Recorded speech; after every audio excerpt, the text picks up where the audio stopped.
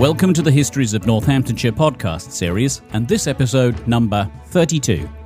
Recorded on location, each episode tells the story of one of the many and varied objects which are the focus of the exhibition A History of Northamptonshire in 100 Objects.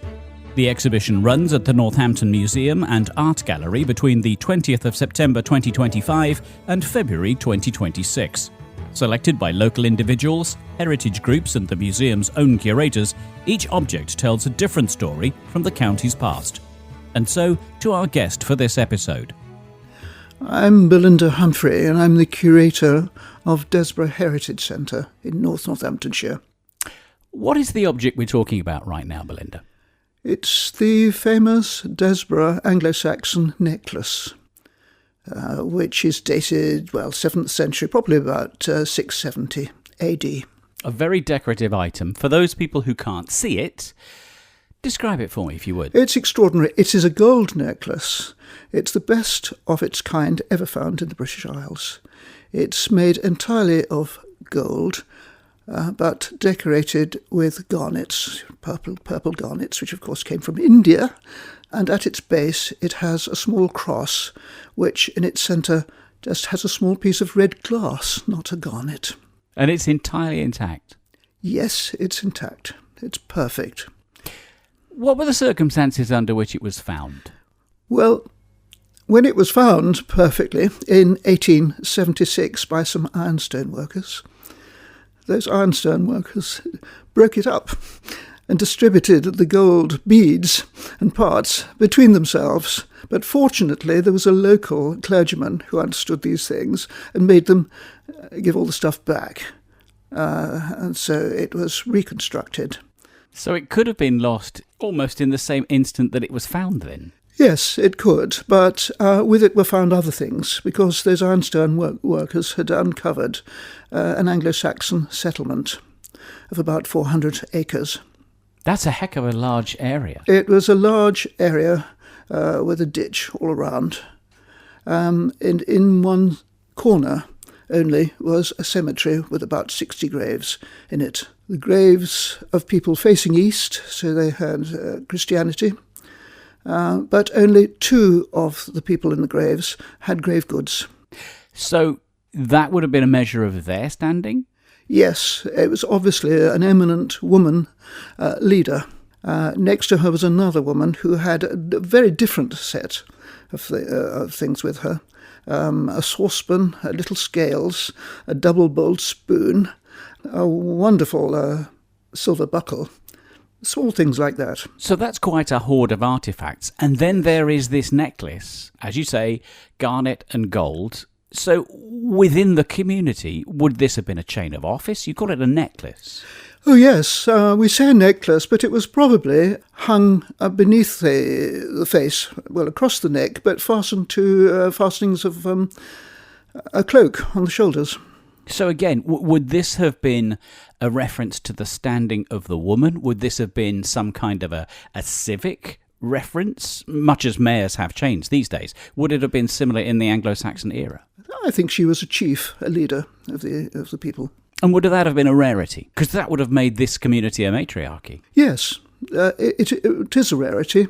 There was one found in Kent in recent years, a rather poor one. And curiously, another one was found 2 years ago in Harpole in Northamptonshire.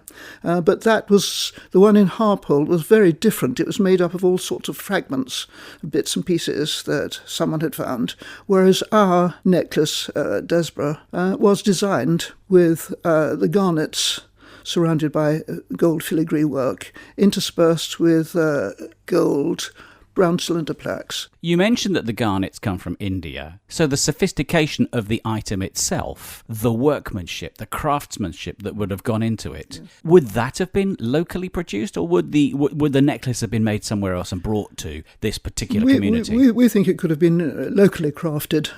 We are discovering more and more, aren't we, that how sophisticated craftsmen were.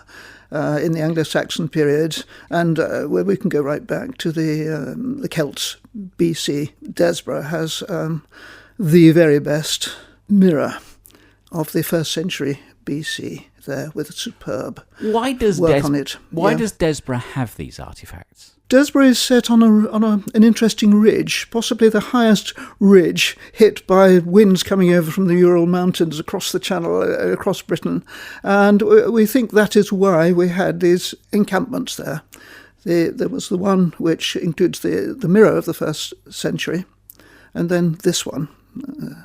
It's fascinating because a lot of Northamptonshire's history from these artefacts seems to have a reference to Roman occupation, Roman civilization. You're talking about a completely different kind of civilization. Well, not totally, because we had Romans in between the Celts, the Iron Age Celts, and then the Anglo-Saxons who took over after that. So the Romans were there for 4 years, probably thoroughly integrating. I mean, agriculture was obviously the main occupation, even so.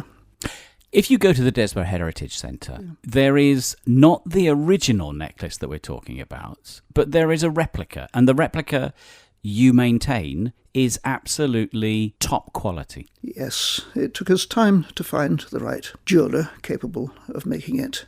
And after she had sorted out exactly how that necklace was made by computer. Really? So modern-day technology? Modern-day technology used in the British Museum. And then it took the young woman who made it 180 hours to put together that gold work. Would there be a direct parallel in terms of how long it would have taken the original to be made? Or would it have taken longer, do you think? It certainly would have taken the same length of time. Our jeweller was short-sighted, and she could obviously see a lot of the filigree work, which is on the necklace, which most of us cannot see without magnifying glass. So we realised that the original Anglo-Saxon maker must have been very short-sighted. It's astonishing. It's an astonishing discovery. Is it a heavy piece of jewellery? Quite heavy, yes. There's a lot of gold in it. Precisely. Yes. So that gold, Northamptonshire doesn't have a history of gold mining, so where might the gold have come from? We just don't know. I don't think that has been investigated. You've raised an interesting question there. Well, I'm just intrigued to know where the raw material for the necklace actually came from, because presumably if it was made here in Northamptonshire, it would have been smelted here in Northamptonshire? I have no idea. What is your particular feeling about this item, given that it might have had a civic purpose? It's clearly an item of great value, and it's also an item of great detail and craftsmanship. What is your feeling about it as a person? Well, I am, of course, interested in the fact that a woman was the leader of this large group of Anglo-Saxons, and so was her deputy, who was buried with her. I'm very proud of it, I suppose, although I obviously have no responsibility for it whatsoever, except as a person who has to exhibit it. And what do you think that item says about Northamptonshire? We've talked about matriarchy, you've talked about female leaders and a female deputy as well. What does that say about the community from that era, from the Anglo-Saxon era, up to modern times here in and the Desborough community now? Well, the Anglo-Saxons were here for 600 years, of course. It's very difficult to understand what was going on there. But, of course, they were defeated by the evil William the Conqueror in 1066. And the next great treasure we have to show in Northamptonshire is the Domesday Book, or the pages of the Domesday Book, which show the men who got rid of the Saxons who were farming the land in our area. So the object anchors the community from the Anglo-Saxon era. What about Desborough? What does Desborough say about Northamptonshire? Desborough is astonishing in that we have found so many varied people coming there, enjoying this ridge of land. It's always built along the ridge, which is above the Eyes Valley, the Eyes being a tributary of the River Nen. So Desborough would have had a strategic importance, as well as a bringing together of people from different tribes, from different areas, from different organisations, trading as well. It was a significant community for the county. It seems to have been a main place on the route from north to south, although one would have thought that various invaders like the Romans would have avoided it and gone more to the coast. And of course they did use the coast, but somehow there seems to have been a main north to south route which went through Northamptonshire. Plenty more to be learnt from the artefacts that you'll find in the Desborough Heritage Centre. In the meantime, perhaps its crowning glory is what we have in the exhibition and this particular necklace, which you can come and see for yourself. Belinda, it's fascinating to have heard that story and to find out the detail making up the item itself. Thank you for telling me about it. Thank you. Thank you for listening to this Histories of Northamptonshire podcast. If you would like to find out more about the objects or listen to other episodes in the series, go to www.northamptonmuseums.com.